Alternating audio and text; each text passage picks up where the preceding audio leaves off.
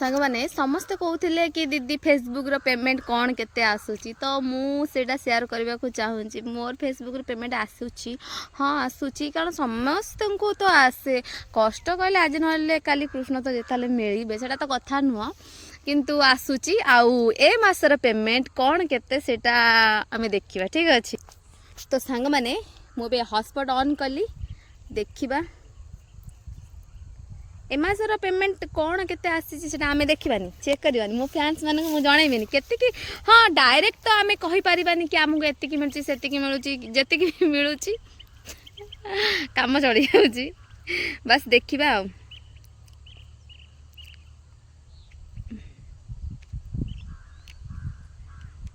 मु भी निजे कंफ्यूज अछि ए मासर पेमेंट कौन केते।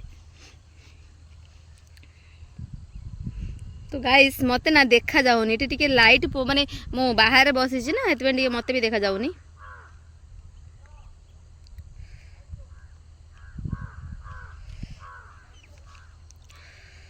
तो फाइनली आपण मानक सामना को मु नहीं आसु अछि कौन नहीं के आसी छी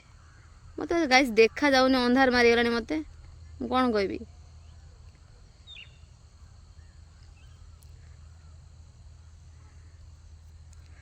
और डार्क दिया है ना से मत प्रोब्लेम हो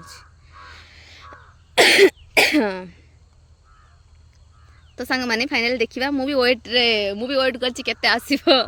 ए मासर पेमेंट मात्र 10% चार्ज मोर अछि